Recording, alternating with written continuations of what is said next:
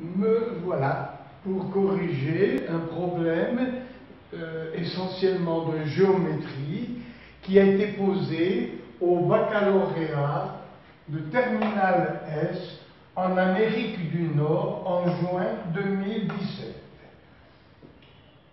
Au baccalauréat, cet exercice portait le numéro exercice 4. Et moi-même, je numérote les films et celui d'aujourd'hui porte le nom de vidéo 14. Et tout ce que j'ai écrit dans ces tableaux, vous le lirez dans le manuscrit à partir de la page 1265.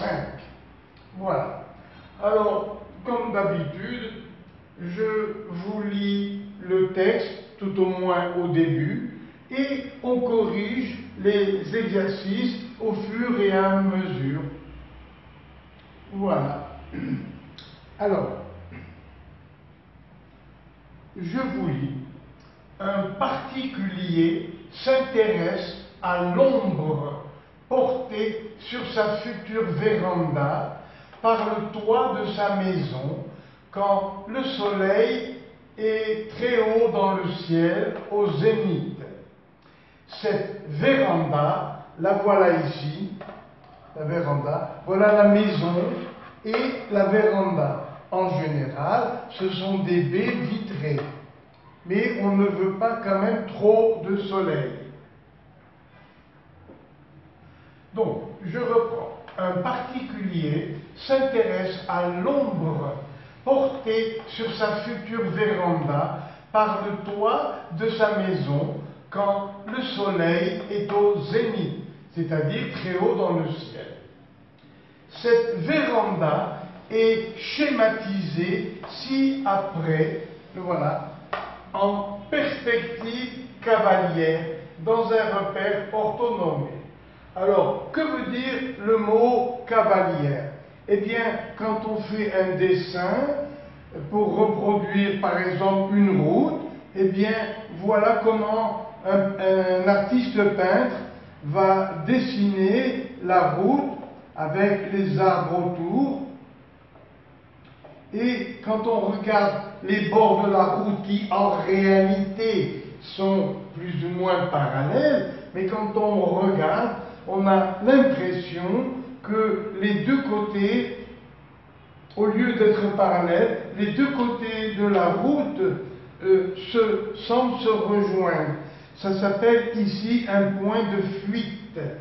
Et ce dessin s'appelle un dessin en perspective. Mais quand on fait pour les études un dessin, voyez, en perspective cavalière, ça veut dire que dans ce qui est dans la réalité, on le refait dans le dessin. Ça veut dire que si dans la réalité les droites sont parallèles, eh bien on les fait parallèles dans le dessin. Pour expliquer un peu mieux, j'ai l'idée de penser à un dé. Voilà, un cube si vous voulez. Donc, si on dessine en perspective, voilà, si on dessine ce cube, eh bien, on va voir les côtés qui vont sembler se rapprocher. Mais si on fait un dessin en perspective dite cavalière, ça veut dire que les droites parallèles restent parallèles dans le dessin. Et voilà ce que ça donne, vous voyez, un cube qui est dessiné en perspective parallèle, où on respecte le parallélisme ou l'orthogonalité. On ne fait pas jouer, si vous voulez, l'idée de la perspective qui semble rapprocher des droites parallèles au loin. Bien, alors, bien sûr, pour vous remettre dans le bain, je vais répéter le texte.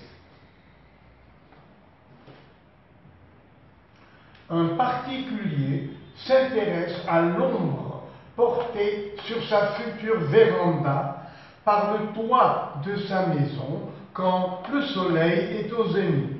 Cette véranda est schématisée ci-après en perspective cavalière dans un repère orthonormé. Alors, vous voyez ici, par exemple, les trois segments EA, FB et GC sont parallèles. Alors, on les a dessinés parallèles. AB est parallèle à OY, BC est parallèle à OX. Le toit de la véranda est constitué de deux faces triangulaires, SEF, SRG.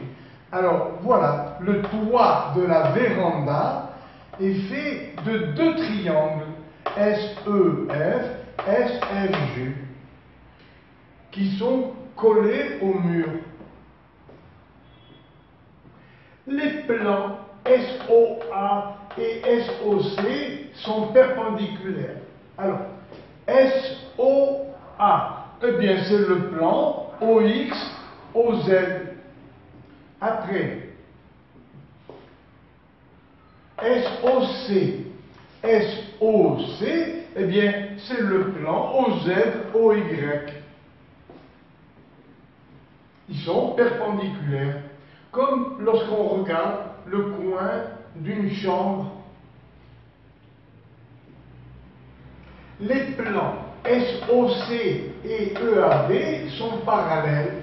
Alors, SOC, SOC et EAB, devant nous, il y a le plan EAB qui est parallèle au plan OZ, OY, c'est-à-dire SOC.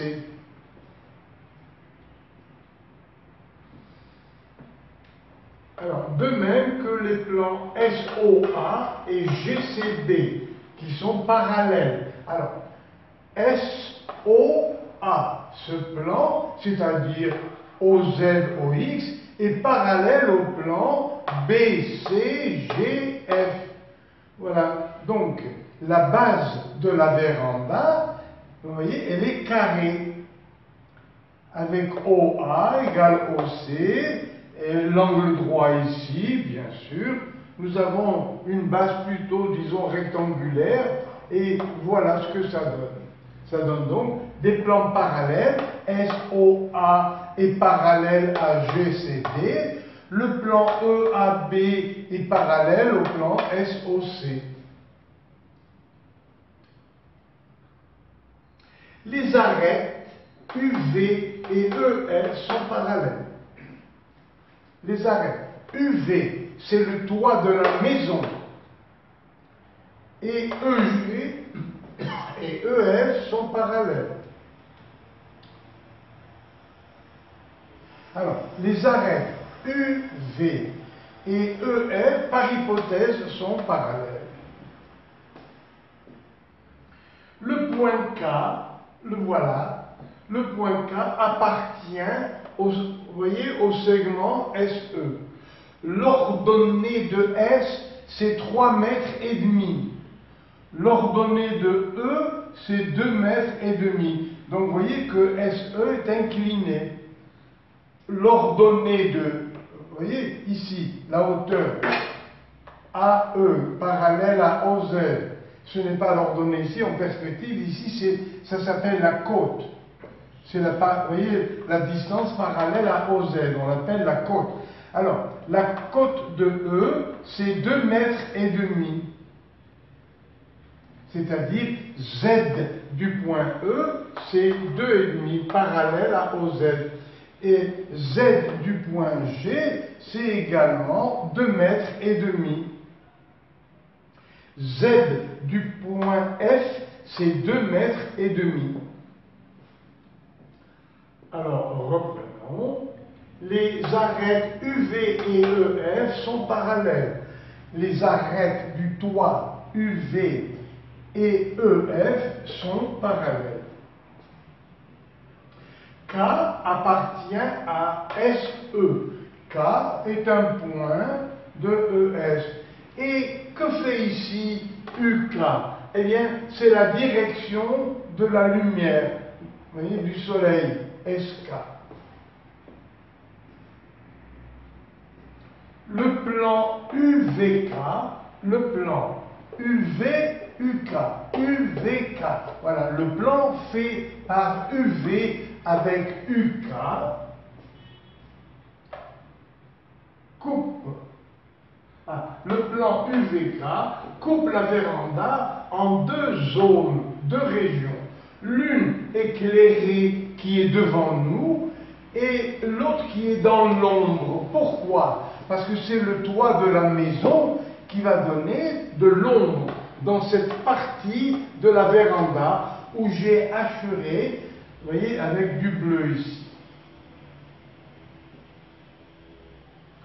Donc, K appartient à SE. K appartient à SE. Le plan UVK coupe la véranda en deux zones. L'une éclairée, l'autre ombragée. Alors, le plan UVK coupe, vous voyez, le toit de la véranda en deux parties. Une partie dans l'ombre, là où je trace, vous voyez, mes petites rayures avec la règle. Toute cette partie est dans l'ombre. Et à partir de KMNP, eh bien, c'est la partie ensoleillée, éclairée. Donc, devant nous, vous avez cette partie éclairée. Et derrière, c'est le toit de la maison qui donne de l'ombre. Et où est la séparation entre la partie éclairée et l'ombre? Là, voilà, c'est cette ligne brisée, qu'on appelle ligne polygonale, qui est la limite entre les deux zones, la zone ombragée et la zone éclairée. Le plan UVK coupe la véranda selon la ligne polygonale KMNP, qui est la limite ombre-soleil. Voilà. C'est donc cette limite qui sépare la partie dans l'ombre de la partie éclairée. Premièrement, sans calcul, justifier que KM est parallèle à UV.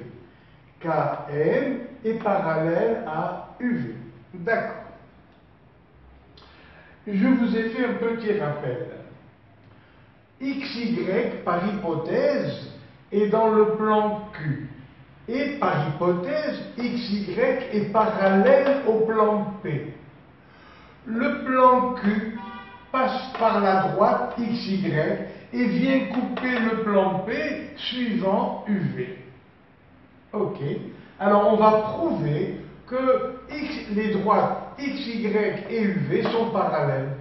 Premièrement, XY et UV sont deux droites d'un même plan, le plan Q. Deuxièmement, XY est parallèle à P. Donc XY ne coupera jamais le plan P. Donc XY ne coupera jamais la droite UV qui est située dans le plan P. Lorsqu'un plan Q passe par une droite XY parallèle à un plan P, son intersection avec P est parallèle à XY. Je viens de vous dire pourquoi. Un exemple. Est-ce que les deux droites que je vous montre, est-ce qu'elles se coupent? Non. Eh bien, il ne faut pas dire qu'elles sont parallèles. Elles sont dans l'espace. Et elles n'ont pas de point commun.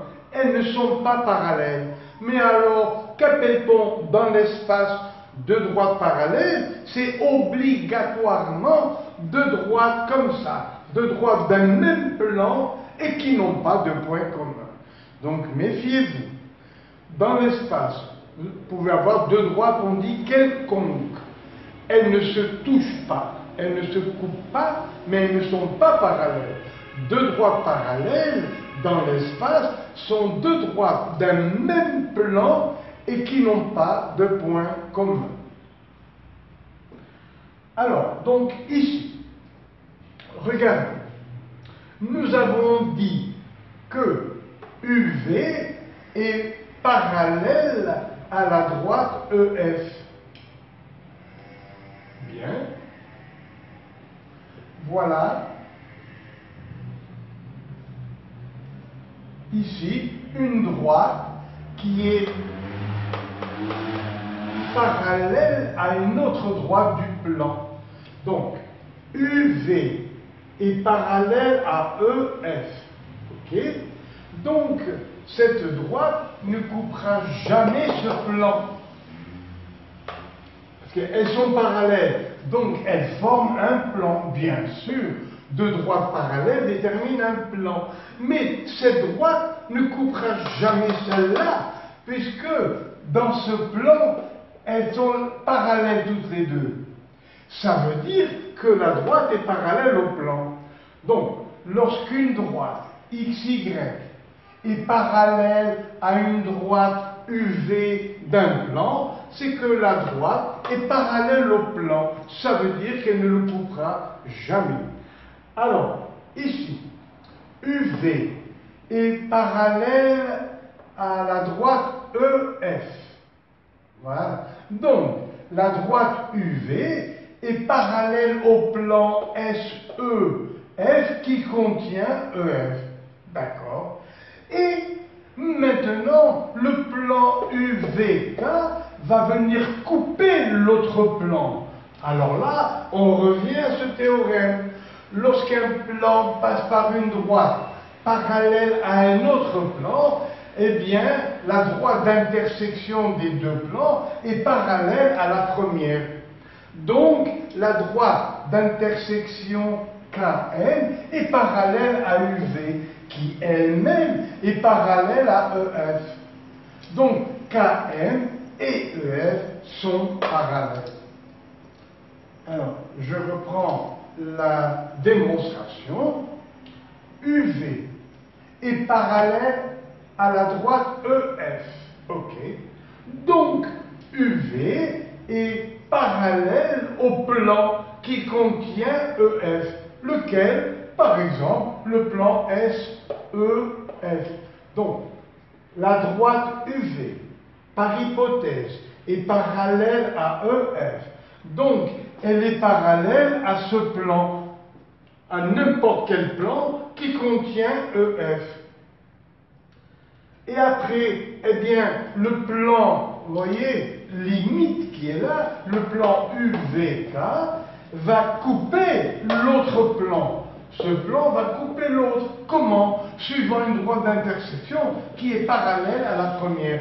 Donc, ce plan UVK va couper le plan SEF suivant une droite qui est parallèle à la première.